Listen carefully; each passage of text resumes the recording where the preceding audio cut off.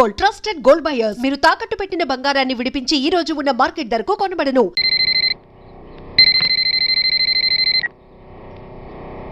Hello,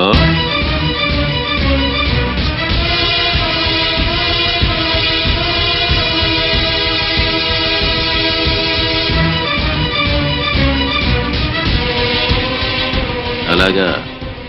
నేను ఇప్పుడే యాదగిరిని అక్కడికి పంపిస్తున్నాను. నువ్వేం టెన్షన్ పడకు.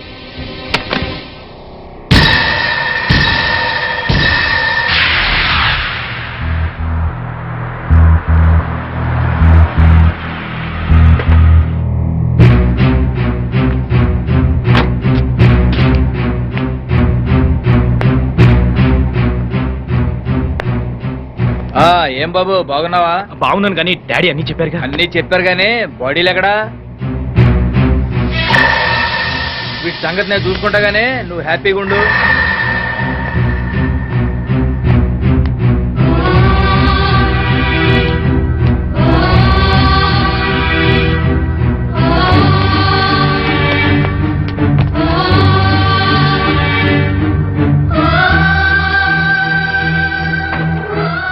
యాదగిరి, ఏం చేస్తావు ఈ బాడీని? ఏముంది బాబు, నర్సపూర్ ఫారెస్ట్ లో మనకు స్పాట్ ఉంది కదా, అక్కడ వీటిని పడేసి పెట్రోల్ పోసి నువ్వు పంటిస్తా.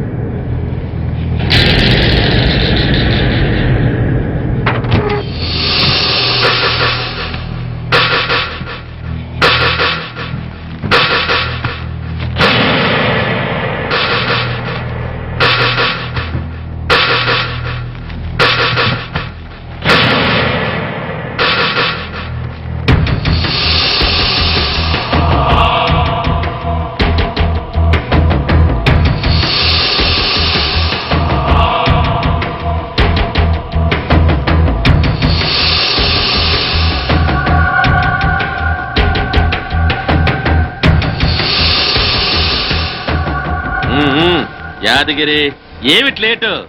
ఊకుని మందు కొట్టడం కాదు, లాక్కు రావద్దా ఇద్దరిని? అమ్మా, 2 బాడీలు తీసుకొచ్చా, ఇవాళ డబుల్ పేమెంట్ ఇవ్వాలి. తీసుకుందో గానీ ముందు పని చూడు. కానీ గట్టనే పెట్రోల్ మొత్తం ఇప్పుడే పోసేస్తా.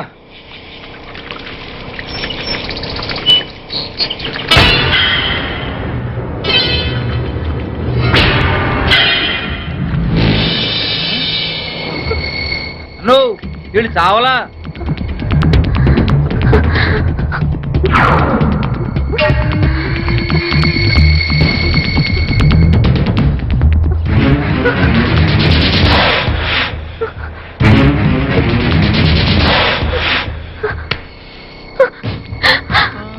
మమ్మల్ని చంపొద్దండి, మా ఊరికి వెళ్ళిపోతాం, మా అన్నయ్య దగ్గరికి వెళ్ళిపోతాం, మమ్మల్ని వదిలేయండి, మీకు దండం పెడతాను, మమ్మల్ని వదిలేయండి.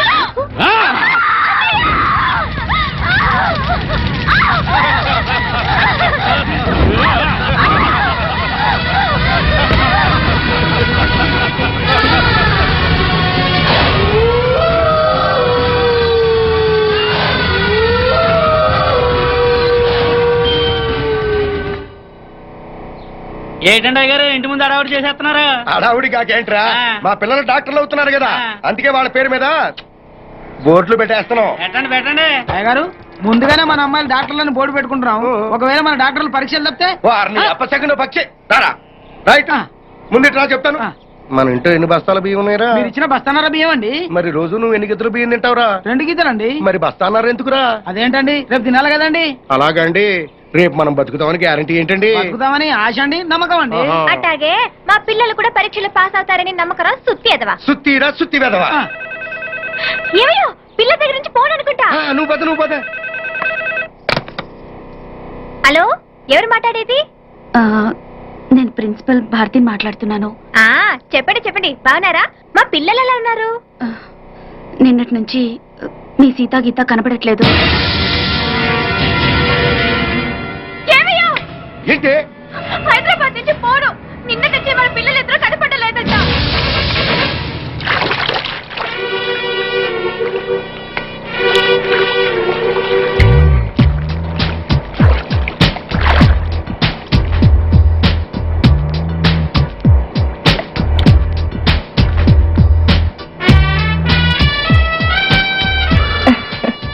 విషయం మీ నాన్నగారికి చెప్తే ఏమన్నారు? ఎవరని అడిగితే నా ప్రాణం అని చెప్పాను. ఉమ్, మ్మ్. రేపు నిన్ను ఇంటికి తీసుకురమ్మన్నారు. నిజంగా? మ్మ్. ఉమ్, మా పిల్లలు కనపడకపోవటం ఏంటమ్మా? నాకు చెప్పకుండా ఇంటి ముందు ముక్కేడని కూడా గడపదాట్రు. అట్లాంటిది మీకెవరికి చెప్పకుండా ఎక్కడికి వెళ్ళి ఉంటారు? ఏమా ఏ బాబు మీకెవరికైనా తెలుసా? తెలియదన్నా. అసలు సండే రోజు మాతో సినిమాకి రమ్మన్నా కూడా హాస్టల్ నుంచి బయటకు వచ్చేవాళ్లే కాదు. ఒకవేళ హైదరాబాద్ లో మీ బంధువులు ఎవరైనా ఉన్నారా? లేదమ్మా. నువ్వు ఊరుకోవే, మన పిల్లలకి హైదరాబాద్ కొత్త కదే, తిరిగి వచ్చేస్తారులేవే. ఊరుకోవే, ఇగో ఊరుకోవే. ఊరుకోమ్మా, పోలీస్ స్టేషన్కి వెళ్ళి కంప్లైంట్ ఇద్దాం. జ్యోతి, వాళ్ళ రూమ్ నంబర్ ఎంత?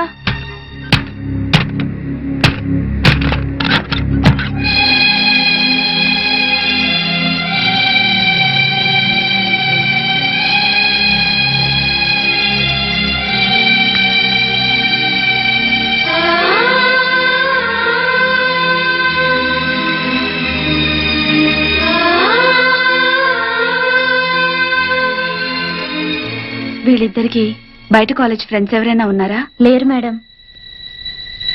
పోనీ బాయ్ ఫ్రెండ్స్? బాయ్ ఫ్రెండ్ మాత్రమే కాదండి, తను లేకపోతే నేను బ్రతకలేను. నాకు జయశ్రీ అంటే చాలా ఇష్టం డాడీ. నువ్వు మమ్మీ ఒప్పుకుంటే తనని పెళ్లి చేసుకుంటాను. నీ క్యాస్ట్ ఏంటమ్మా? నువ్వు నోరు ముయ్యరా. సారీ బావా, నీ క్యాస్ట్ ఫీలింగ్ ఎక్కువ కదా, అందుకని అలా అడిగాను. ఆ, ఏ కులమైనా నాకు ఈ పెళ్లి ఇష్టం లేదు. మమ్మీ, నా కొడుకు డాక్టర్ అయితే కోడలు కూడా డాక్టర్ అవ్వాలని కోరుకున్నాను బాబు. అది కరెక్ట్ కాదు లేక, నువ్వు ఆడదానివి కాబట్టి నీ పెళ్లి మరో ఆడదాంతో జరిపించాడా మన డాడీ? రేయ్ తిక్క వెధవా. సారీరా, ఒక నర్సుని ఇంటి కోడలుగా ఒప్పుకోను. డాడ్, నీకు ఆల్రెడీ పెళ్లి కూడా ఫిక్స్ చేశాం. మేం కావాలనుకుంటే ఈ నర్సుని మర్చిపో, ఈ నర్సే కావాలనుకుంటే మమ్మల్ని మర్చిపో. ఆఫ్టర్ ఆల్ 4 ఏళ్ల మా ప్రేమ కోసం 25 ఏళ్లు పెంచిన మీ ప్రేమను దూరం చేసుకోలేదు. మీ పెద్దల కోసం మా ప్రేమను త్యాగం చేస్తాం డాడీ.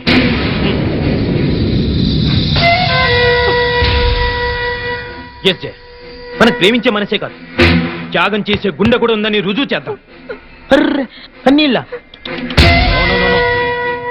కమ్ డార్లింగ్, పెద్దల కోసం విడిపోయి గిన్నిస్ బుక్ లోకి ఎక్కుదాం. విడిపోయి ఎంత ట్యాగ్ కూడా నీకు ఉండొచ్చు కానీ నీ మూలంగా 10 సార్లు అబర్షన్ చేసుకుని నాకు లేదు. అది కాదు జయ. తిరిగితే కడుపు కాక కర్ర వస్తుందేటమ్మా. అంకుల్, మేము విడిపోతున్నాం కదా అని చెప్పేసి మా ప్రేమను చీప్ గా చూడకండి. ఎట్టి పరిస్థితుల్లోనూ మనం విడిపో. నిన్ను విడిచిపెట్టడం అంటూ జరిగేది నేను చచ్చాకని గుర్తుంచుకో.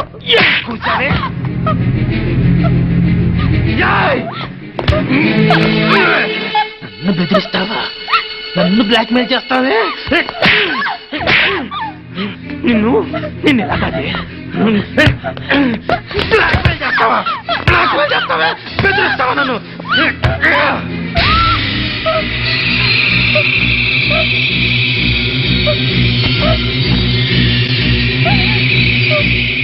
హే హే హే హే హే హే, నన్ను ఇంతగా ప్రేమించేదానివి నన్ను ఇరిటేట్ చేస్తావా? అర్థం చేసుకోవాలి. ఐ సీరియస్లీ లవ్ యూ రా. ఆడది పబ్లిక్ గా 2 మొగుళ్ళు మెయింటైన్ చేయడం చాలా కష్టం గాని మగాడు 2 పెళ్ళాలను మెయింటైన్ చేయడం చాలా ఈజీ అని నీకు తెలీదా? పిచ్చిదనా, లే లే. డోంట్ వరీ డార్లింగ్, నా కన్నవాళ్ళ కోసం వాళ్ళు చూసిన సంబంధం చేసుకుంటా. మన ప్రేమ కోసం నిన్ను చేసుకుంటా. ఓకే? రేయ్, నువ్వు నన్ను పెళ్లి చేసుకోవటం ఏంట్రా? నేనే నిన్ను ఊరికమ్మ ఎక్కిస్తా. డాడీ, ఒరేయ్ పాండు, ఆయన చెల్లెళ్ళు మిస్ అయిపోయారు. కంప్లైంట్ రాసుకోండి సార్. మా పిల్లలు ఆకలికి అసలు ఉండలేరండి. అలాగని గుక్కడి మంచినీళ్ళు కూడా ఎవరిని అడగరు సార్. మీ అమ్మ అన్న తింట మానేసింది. 2 రోజులుగా మంచం పట్టిందని ప్రకటన ఇప్పించండి సార్. ఎక్కడ ఉన్న పిల్లలు పరిగెత్తుకుంటూ వచ్చేస్తారు. ఓకే ఓకే, మీరెవరో కంగారు పడకండి. అన్ని స్టేషన్స్ కి ఇన్ఫార్మ్ చేసి ఎంక్వైరీ చేయిస్తాను. రఘు. Yes sir.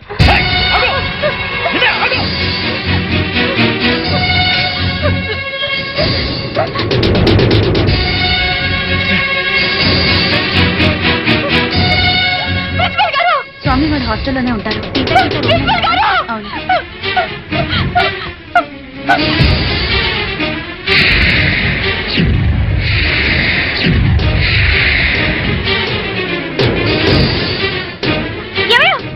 ఏమిటి కరకం? అక్కడ చూడ ఎంతమంది జనం ఉన్నారు. పిల్లలు వచ్చారేమో. వెళ్ళి చూద్దాం పద. వెళదాం. బాబు తప్పు తప్పు.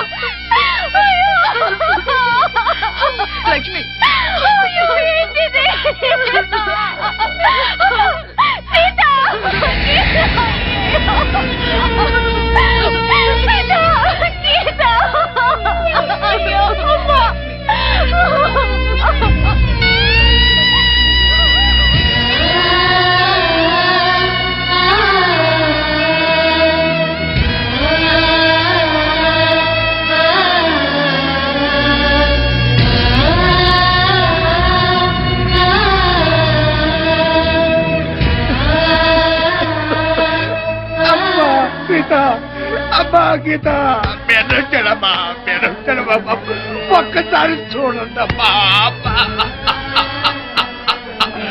అయ్యో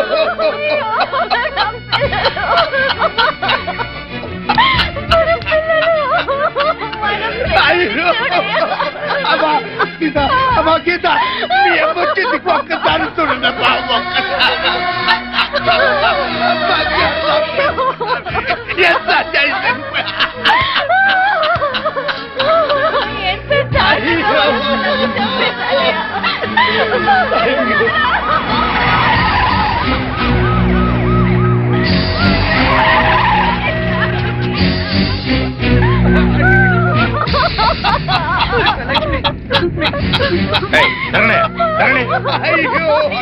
అయ్యా చూడండి అయ్యా చూడండి అయ్యా ఎంత ఘోరం జరిగిపోయిందో చూడండి అయ్యా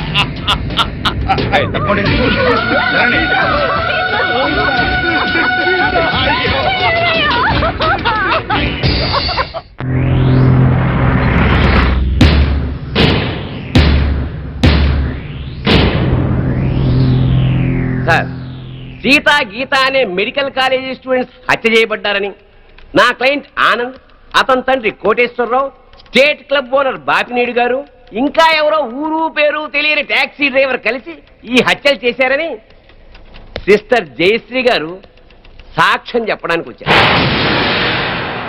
కానీ ఈ నర్సు జయశ్రీ గారు కాకుండా మరెవరైనా, అంటే మెడికల్ కాలేజీ ప్రిన్సిపాల్ గారు, కాలేజీ ప్రొఫెసర్సో, తోటి విద్యార్థులు, లేక కనీసం సీతాగీతల అన్నావదులైనా సాక్ష్యం చెప్పుంటే ఆ సాక్ష్యానికి ఎంతో విలువనిచ్చేవాళ్ళం. What do you mean?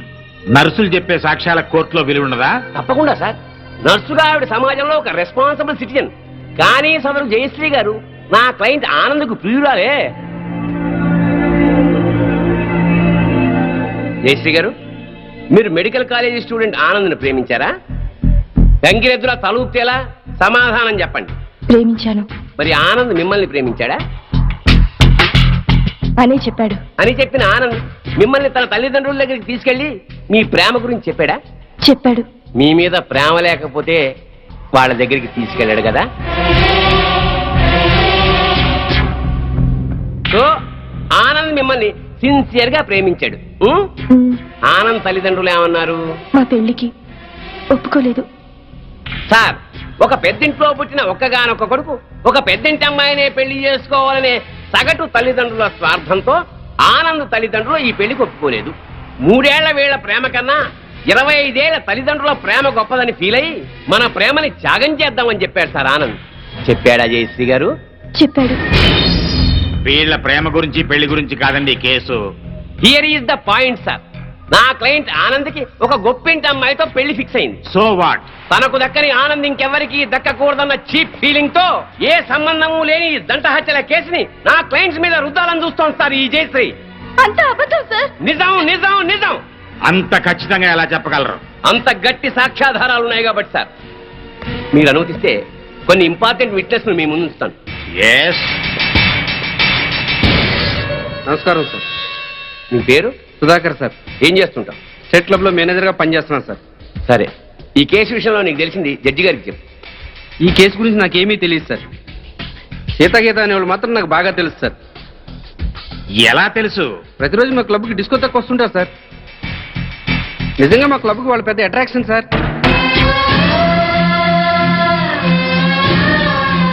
నిన్న సాయంత్రం కూడా చాలా అందంగా తయారై మా క్లబ్ లో ఉన్న డిస్కోకి వచ్చారు సార్. Are you sure? వాళ్ళతో మాట్లాడాను సార్. వాళ్ళు మినీ డ్రెస్ వేసుకుని డ్యాన్స్ చేస్తుంటే ఏం అప్లై వచ్చిందో తెలుసా సార్? నిన్న సాయంత్రం కూడా క్లబ్కి వచ్చిన అమ్మాయిలు 4 రోజుల క్రితమే హత్య చేయబడ్డారని, వాళ్ళ శవాల్ని గుర్తుపట్టడానికి కూడా వీలు లేకుండా కాల్ చేశారని నా క్లయింట్స్ మీద కేసు పెట్టడం హాస్యాస్పదం sir. No no no no no. సాక్షి పనిచేస్తున్న స్టేట్ క్లబ్ ఓనర్ కి ఈ కేసులో ముద్దాయికి సంబంధం ఉంది కాబట్టి మీరు చెప్పేదాన్ని అంత స్ట్రాంగ్ గా కన్సిడర్ చేయలేం. అంతకన్నా బలమైన ఆధారాలుంటే ప్రవేశపెట్టండి. మీ పేరు? పెద్దిరెడ్డి సుబ్బారెడ్డి. ఏం చేస్తుంటారు? గవర్నమెంట్ జనరల్ హాస్పిటల్లో డాక్టర్గా పనిచేస్తున్నాను. ఈ పోస్ట్ మార్టం చేసింది మీరేనా? నేనేనండి. ఆ బాడీస్ మెడికల్ కాలేజ్ స్టూడెంట్ సీతాగీతలవే కదా? కాదు సార్. సీతాగీతల వయసు 18 సంవత్సరాలని తెలుస్తుంది సార్. పోస్ట్ మార్టం రిపోర్టు ప్రకారం 35 ఏళ్ళు ఉంటుంది సార్. సో ఈ డెడ్ బాడీస్ వాళ్ళ అయ్యే అవకాశమే లేదు సార్.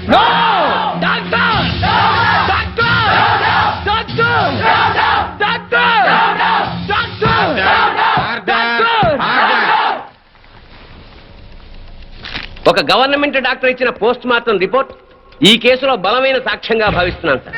పరిశీలించండి.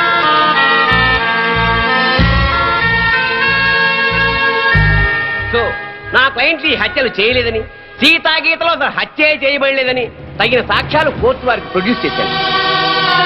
అంటే నా బిడ్డలు చచ్చిపోలేదా జడ్జి గారు? అయితే ఈ హత్యలకు వీళ్లకు ఏ సంబంధము లేదు సార్. వీళ్ళందరూ ఉత్తములే సార్. ఆ నరసమ్మ చెప్పింది కూడా అంత అబద్ధమేనండి. మరి మా బిడ్డలు ఎక్కడండి? చెప్పండి సార్. మీరే చెప్పండి సార్. నా బిడ్డలు హత్య చేయబడినప్పుడు మరి వాళ్ళు ఎక్కడ సార్? మా పిల్లలకి ఇతనికి సంబంధం లేనప్పుడు పుట్టినరోజు పండుగ ఎందుకు చేయాలండి? బోర్ల మీద పేర్లు ఎందుకు రాయాలండి? వేలకు వేల ఖర్చు ఎందుకు చేయాలి? అయినా అతనికి మా పిల్లల మీద కన్ను లేదు. మరి అలాంటప్పుడు మా పిల్లలు ఏమైపోయారండి? ఈ పిల్లల గురించి అడగాల్సింది కోర్టులో కాదమ్మా, పోలీస్ స్టేషన్ లో. జడ్జి గారు, సార్, అతను నన్ను పెళ్లి చేసుకుంటారని నమ్మించి మోసం చేశాడు. నేను చెడిపోయిన దాన్ని, కానీ నాకు మనసు ఉంది సార్. నా మాట నమ్మండి సార్. ఈ దుర్మార్గులే సార్ సీత గీతలు చెప్పేశారు. అది దారుణంగా చెప్పేశారు సార్. 4 ముక్కలు ఎమోషనల్ గా మాట్లాడి 4 చుక్కలు కన్నీళ్లు కాచేస్తేనే అన్యాయం న్యాయమైపోదమ్మా. కోర్టుకు కావాల్సింది సాక్ష్యాలు, కన్నీళ్లు కావు. కన్నీళ్లు కాచేస్తేనే నిజాలైపోతే మా వాళ్ళు గారుస్తారు కన్నీళ్ళు.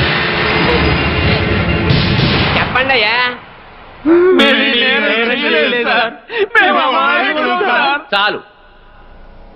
ఈ కేసులో పోస్ట్ మార్టం రిపోర్ట్ ని బలమైన సాక్ష్యంగా పరిగణించి బెనిఫిట్ ఆఫ్ డౌట్ కింద నిందితుల్ని నిర్దోషులుగా విడుదల చేయటమైంది.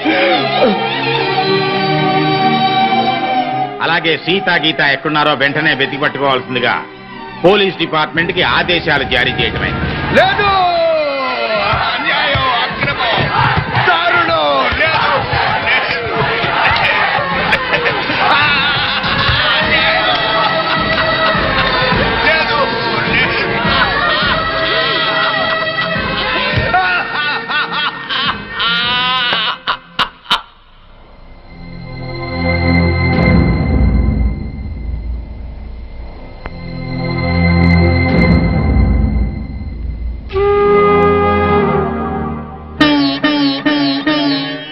ఆనాటి నీ కళ్ళు అందాల చెల్లెళ్ళు, నీలాల నీ కళ్ళు నిండాయి నూరేళ్ళు.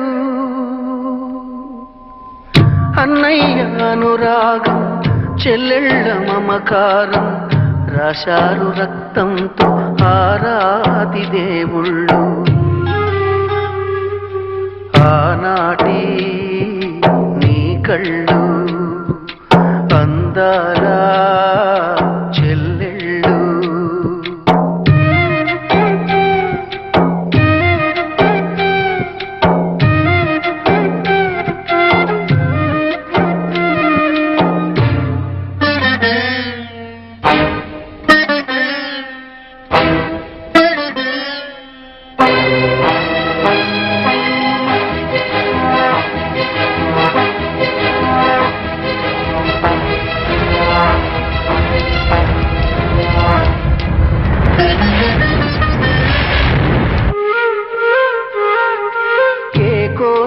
తెలుసుకోదు నీ మనసు, ఏ తీర్పు ఒప్పుకోదు నీ మమత.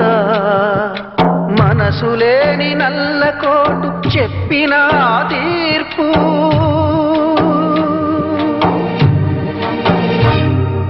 రగిలించక తప్పదు నిప్పుల నిట్టూర్పు.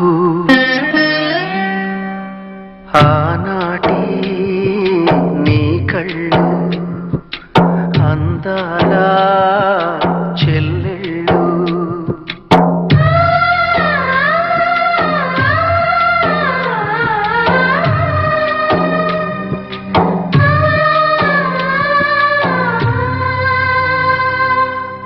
కరగబడ్డ నీ రక్తం తీర్చమంది రుణపా